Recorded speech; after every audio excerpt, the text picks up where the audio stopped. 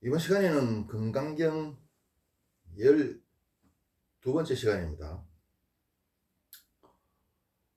금강경을 갖다가 한번 천천히 들어보세요.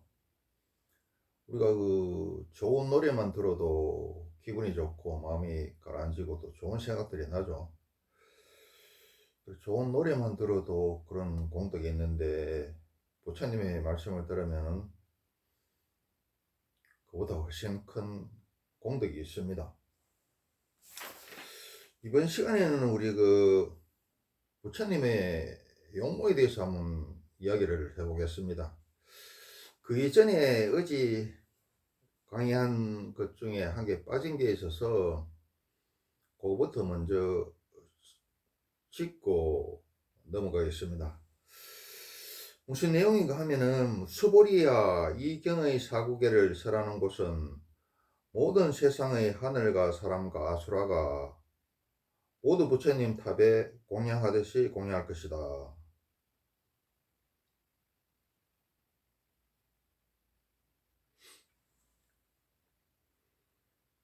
이게 이거하고 비슷한 내용이 뭐가 있냐면은 우리 성경에 보면은 이런 말이 있어요.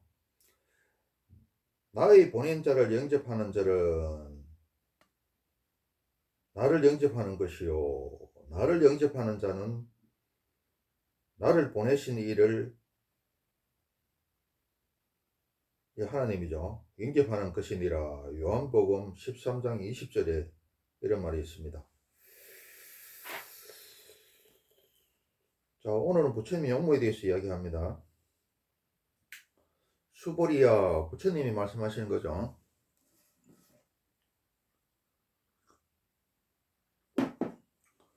수보리야, 열애가 말하는 반야바라미를 행하되 반야바라미를 행한다는 생각에 걸리지 않아야 한다. 또 걸리지 않아야 된다고 그러죠. 열애라는 말은 진리에서 온 사람, 진리 그 자체 이런 뜻입니다. 부처님을 말하는 거죠. 반야바라미는 어떻습니까? 법의 모양, 법의 자리. 여기서 법이란 건 진리죠. 그러니까 진리의 모양, 진리의 자리 이런 걸 이야기합니다. 걸리지 말라는 것은 뭐 파상이고 공이고 이런데 우리 원시불고의 삼법인 제인무사제법모와 열반적전 여기서 왔다 그랬죠. 이게 응용이라 그랬죠. 수불이야 어떻게 생각하느냐. 열애가 법을 설한다. 법이라는 말은 진리를 말합니다. 법을 설한다는 생각을 하겠느냐. 이러니까 수보리가 답을 합니다. 부처님이시여, 부처님께서는 법을 설한다는 생각은 조금도 하지 않으실 것입니다. 이렇게 대답하니까 부처님이 또 말합니다. 수보리야 어떻게 생각하느냐. 삼천대체에 있는 댓글들의 수는 많으냐. 매우 많습니다. 부처님이시여. 수보리야 열애가 말하는 댓글을 보되 댓글이라는 생각에 걸리지 않아야 참으로 댓글을 제대로 본다고 할 수 있다. 열애가 말하는 세계를 보되 세계라는 생각에 걸리지 않아야 참으로 세계를 제대로 본다고 할 수 있다. 계속 걸리지 마라 그러죠. 먼지에도 걸리지 말고 뒷글에도 걸리지 말고 세계에도 걸리지 말라는 거죠. 이게 이제 부처님 용모에 대해서 나옵니다. 수보리야 어떻게 생각하느냐. 32가지 거룩한 모습을 갖추고 있으면 모두 부처님으로 볼 수 있느냐. 아닙니다. 부처님이시여. 32가지 거룩한 모습을 갖추고 있다고 해서 모두 부처님으로 볼 수는 없습니다. 부처님께서 말씀하신 32가지 거룩한 모습을 갖추고 있대.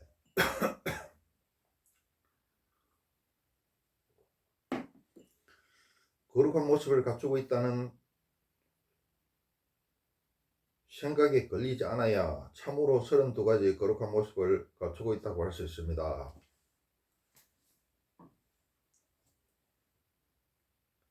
내가 32가지 거룩한 모습을 가지고 있다는 생각이 걸렸으면 그 상에 걸리는 거죠.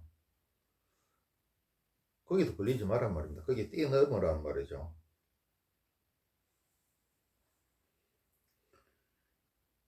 우리 그 부처님께서는 전생에 여러 생에 걸쳐 가지고 포교를 저번에 이야기했는데 용모에 대해서 이번 시간에는 좀 짧게 이야기하겠습니다. 부처님께서는 포교를 잘하기 위해서 전생 여러 생 동안에 잘생긴 지는 그런 덕을 닦았어요. 그래서 부처님은 30 이상 80종호의 이런 특징을 가졌습니다. 몸이 굉장히 잘생겼다는 거죠. 잘생겼고 우아하고 아름답다는 거죠.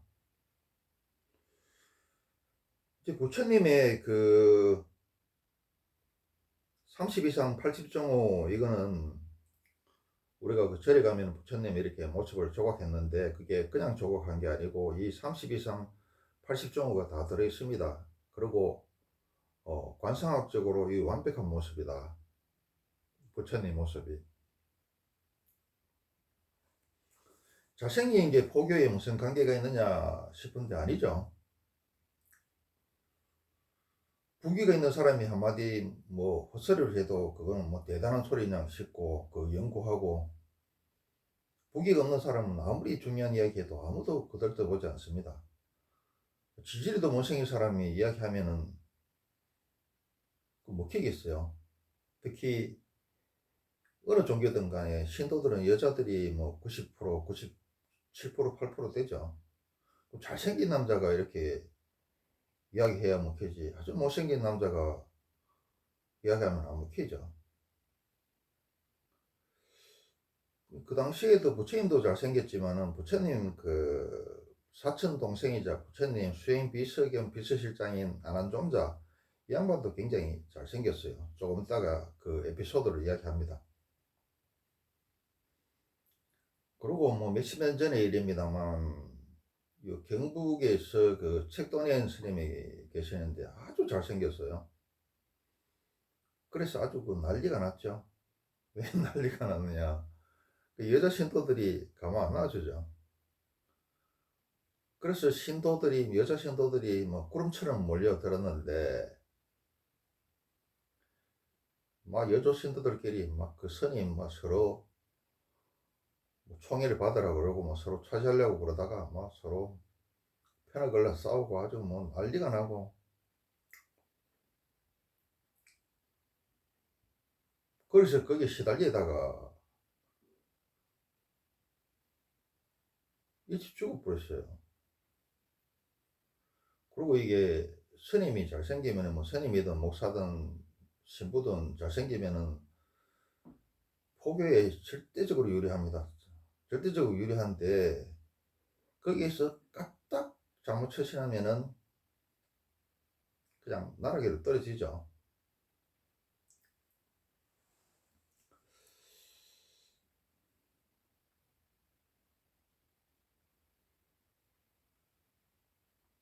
이 부처님의 그 30 이상 80종호 이거에 대해서 여러분들이 알아들을 수 있는 굵직굵직한 것만 몇 가지 이야기를 해보겠습니다. 부처님이 어떻게 생겼냐면 피부가 금빛같이 빛나고 몸 주위로 약 6피트까지 방광을 했다. 또 뭐냐 하면은 발바닥이 팽팽하다.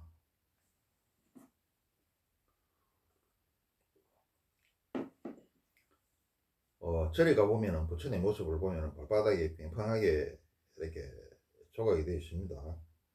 그리고 손과 발바닥에 수레바퀴 같은 금관 무늬가 있다. 이것도 확인해 보시면 돼요. 또 팔을 펴면 손이 무릎까지 내려간다. 이거는 삼국지의 유비도 그랬다 그러죠. 남근, 과추, 그 시기에 남근이 몸 안으로 오므러들었다. 이게 수행의 표시라 그럽니다. 이게 사실 수행 중에 제일 끊기 힘든 게 없습니까? 식욕이 제일 3대 구 중에 식욕이 제일 어렵죠. 그 다음에 수면형이고 그 다음에 성욕인데 뭐 밥은 안 먹을 수 없고 잠도 안 잘 수 없고 그 다음 째 성욕은 뭐 해도 되고 안 해도 되는데 이게 뛰어넘기가 제일 어렵습니다. 스님들이나 뭐 신부님들이 그 파괴하는 90% 이유가 이 여자한테 있습니다. 여자 때문에 파괴를 합니다. 그리고 우리 예수님이 광야에서 40일 동안 단식 기도를 할 때 그때 마지막 시험에 또 여자로부터의 시험이 있습니다. 그리고 부처님께서도 수행할 때 마지막 시험 중에 여러 가지 시험을 봤는데 그 중에 여자로부터의 시험이 있습니다. 그러니까 이 성욕을 이기기가 굉장히 힘들다는 거죠. 뇌상통이라서 마음속으로 성욕을 이겼으니까 이 성기도 작아진다는 거죠. 그래서 우리 그 고려를 통한 왕건의 그 모습에도 보면은 왕건 동상에도 보면은 성기가 작게 되어 있습니다. 왕건은 불교 신자였고 또 고려가 불교의 나라죠. 불교가 국교죠. 그런데 이건 좀 해가 안 되는 게 왕건은 그 지방 호족들을 갖다가 통합하기 위해서 정치적 목적에 의해서 수많은 여자들하고 결혼을 했죠. 하여튼 난건의 모양이 오므라들었다. 또 아까 이야기했는 대로 온몸의 빛이 황금색이다. 몸에서 쏟는 광명, 몸에서 빛나는 이 발광하는 것, 이게 한 길이나 된다. 이가 40개나 된다. 이가 많을수록 성인이라 그래요. 그리고 정수리에 살 상투가 있다. 정수리에 살 상투가 나 있는 것 같다. 톡 튀어나왔다 이 말이죠.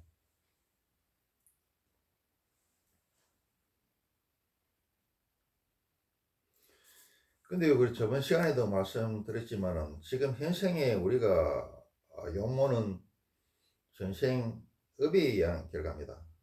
그래서 선인성과 악인 악과라 그러죠. 근데 일반적으로는 잘생긴 사람은 선인 성과겠죠. 또 못생긴 사람은 악인 악과겠죠. 대체로 실제로 그렇습니다. 우리가 미남이나 미녀에 대해서 우리가 못 가진 거에 대해서 우러러보고 가래를 느끼고 그쪽으로 나아가려고 하는 사람도 있지만도 그게 잘 안 되고 힘드니까 대부분 이제 뭐 북이나 뭐 내가 가지 못한 뭐 미남 여에 대해서 시기 질투를 하고 배합하죠. 그래서 막 북 있는 사람도 깎아내려고 뭐 미남 여도 깎아내려고 이런데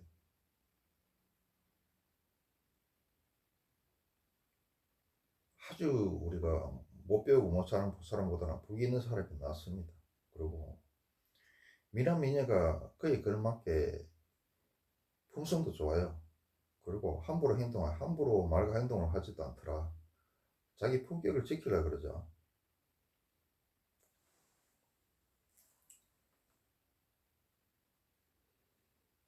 근데 우리 그 부처님도 잘생겼지만 부처님 부인도 부인인 아쇼다라 이 양반도 아주 그 부처님 나라에서 최고 이쁜 여자예요. 그 신랑이 어떻게 선택했습니까? 무술대회에서 1등 하는 사람한테 시집가겠다 그래서 무술대를 잃었어요. 그때 그 무술대에서 1등 하는 사람이 부처님입니다. 2등 하는 사람이 그 제바달다죠. 나중에 부처님을 갖다가 3번이나 죽이려고 했던 부처님의 사촌 동생 아난존자의 친형 이 양반이 2등을 했습니다. 그래서 부인 아쇼다라도 아직 미인이죠. 그래서 부처님도 미남이고 그 부인인 아쇼다라도 미인이고 그래서 그 선남던 여부고죠. 근데 이제 우리가 미남 미녀라는 게 저번 시간에 뭐 용모에 대해서 자세히 설명했지만은 지금은 뭐 길게 설명할 수 없으니까 짧게 이야기하면은 대개 선인선과 선업의 전생 선업의 결과인데 또 안 그런 경우도 있어요. 저번 시간에 설명했죠. 그런데 이게 어떻습니까? 이쁜 꽃이나 맛있는 과일에는 또 나비만 날아드는 건 아니겠죠. 똥파리나 또 온갖 바퀴벌레들도 달라들겠죠. 그래서 미남미녀의 좋은 용모를 가졌다는 것은 축복이기도 하지만은 이게 잘못 쓰면은 화가 되죠. 그리고 수많은 또 나쁜 유혹에 빠지기 쉽습니다.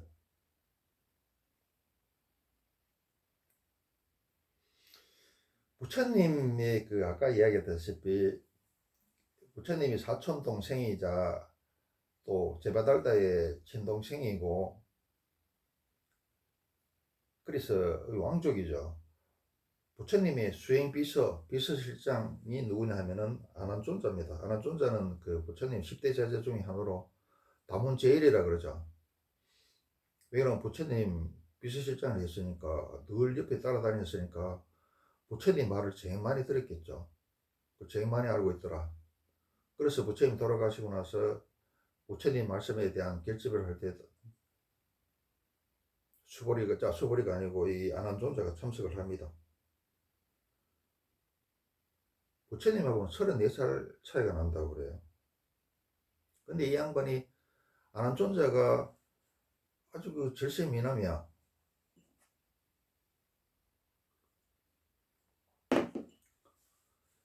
여자가 사실 이쁜 것 같지만 여자도 머리 깎여버리고 화장 안 하고 옷 뺏겨버리면은 그 이쁜 옷 안 입고 허름한 옷 입으면 남자보다 더 못생겼습니다. 그거는 뭐 많은 사람 이야기도 하지만은 그 미용실의 원장들이 더 그래요. 참 여자들은 막 목숨 걸고 용모를 따듬고 머리 기르고 화장하고 이쁜 옷 입어서 남자보다 잘생긴 것 같지만은 실질적으로 잘생긴 건 남자다 이렇게 이야기합니다. 남자도 마찬가지예요. 남자도 이 머리빨이 상당합니다. 그래서 이게 머리를 빡빡 깎아가지고 잘생긴 사람은 거의 드뭅니다. 근데 이 양반은 아난존자 이 양반은 워낙 잘생겨서 머리를 갖다가 빡빡 깎았는데도 불구하고 엄청 잘생겼어요. 지금도 아난존자의 그 동상이라도 이런 거 보면은 아주 잘생기게 이렇게 조각이 되어 있습니다. 근데 이 양반이 워낙 잘생겨가지고 그 에피소드가 많아요. 뭐냐 하면은 첫 번째 에피소드는 이 아난존자가 막 나타나거나 법문을 하고 이러면은 그냥 막 여자들이 그냥 구름처럼 모여드는 거야. 오란 말 안 했는데. 보시는 그 말하면 이게 막 그 뭡니까?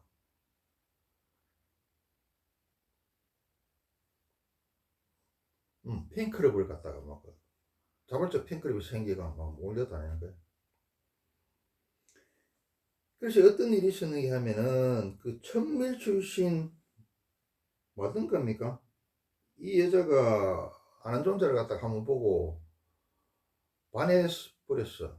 근데 자기가 천면 출신인데다가 또 아난존자가 출가한 스님이니까 어떻게 할 수 없죠. 그래서 끙끙한 알을 가지고 이제 죽게 생겼어. 아파서 상사병이 걸려가.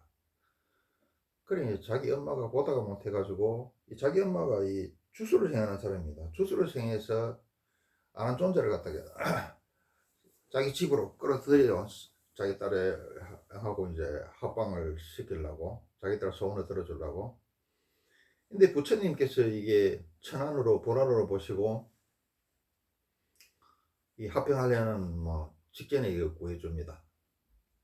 그리고 또 어떤 일이 있었냐 하면은 사람들이 찹쌀떡을 갖다가 부처님한테 엄청나게 시주를 했는데 그 다 못 먹잖아요. 그 남은 거에 대해 가지고 신도들한테 이렇게 나눠주는데 나눠주는 임무를 갖다가 아난존자가 부처님 비서실장이니까 아난존자가 맡았어요. 그러니까 막 잘생긴 아난존자가 찹쌀떡을 나눠준다 그러니까 여자들이 막 구름처럼 모여들었죠. 그래서 이제 아난존자가 여자들한테 하나씩 하나씩 이렇게 순서대로 찹쌀떡을 나눠주다가 아주 그 이쁘게 생긴 소녀한테는 자기도 모르게 찹쌀떡을 2개를 줬어요. 그거 뭐 별일 아니잖아요. 별일입니까? 하여튼 그러니까 거기 몰려들었던 여자들이 막 찹쌀떡을 2개 준 게 이게 문제가 아니고 그 여자가 또 안 이뻤으면 또 문제가 안 됐을 거예요. 그 이쁜 소녀한테 찹쌀떡을 2개 주니까 까뜩하면 그냥 막 안 한 존자를 못 차지하고 자기가 또 총애를 받고 싶은 난리인데, 거기다 못생긴 여자도 아니고 이쁜 여자한테 찹쌀떡을 2개를 주니까 거기에 모여들었던 여자들이 난리가 났어. 그 하도 난리가 나가지고 부처님이 직접 나서가지고 이거는 실수다고 막 해명에 해명을 해서 그 진정이 됩니다. 그렇죠.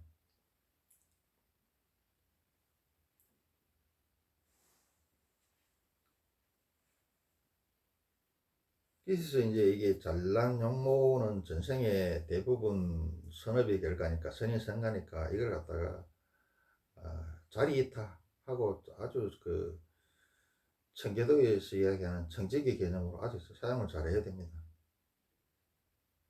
까딱 잘못하면은 그 나쁜 유혹에 빠져들기 쉽죠. 내가 늘 말씀드리지만 남보다 특별하게 뭘 가졌다는 것은 그 하늘의 축복이기도 하지만은 굉장히 또 위험하기 때문에 조심해야 될 일이기도 하더라. 그리고 또 뭐 못생긴 사람들은 이게 뭐 확 이렇게 막 될 대로 되라는 이런 식으로 하지 말고 이 여자들이 이뻐지는 방법이 있어요. 그 뭐냐, 내가 얘기했다시피 은행을 갖다가 이쁘게 하고 꽃 가꾸기를 많이 하고 꽃 공약을 많이 하고 잘 평소에 잘 웃고 또 보시를 많이 하고 이러면은 여자는 관상이라는 게 내유상통이고 또 여자는 이게 그 모양이 변하면 속마음이 변하고 속마음이 변하면 또 그 모양이 변합니다. 여자는 땅과 물의 기운을 받아서 만들어졌다 그랬죠. 그래서 땅은 이렇게도 저렇게도 모양을 바꿀 수 있고 물은 담는 그릇에 따라서 그 모양이 틀려집니다. 네모그릇에 담으면 네모가 되고 세모그릇에 담으면 세모가 되더라. 여자 몸은 거의 지방으로 이루어져 있죠. 지방은 그 물이라고 할 수 있습니다. 그래서 어, 마음을 잘 쓰고 꽃을 가꾸고 많이 웃고 은행을 좋게 하고 이러면은 바뀐다. 반대로 아무리 미인이라도 은행을 나쁘게 쓰고 몸을 함부로 꼴리고 뭐 마약하고 이러면은 그 미모가 다 날아가고 없이 오히려 추한 모습으로 바뀝니다. 질세미인도. 그거는 저번 시간에 이야기했다시피 우리가 탤런트들이나 배우들을 젊었을 때는 질세미인이었는데 은행을 개판으로 해서 40 넘어가서 얼굴이 시커멓게 변하고 그 아름답던 미모가 다 날아가고 추하게 변한 모습을 갖다가 볼 수 있을 겁니다.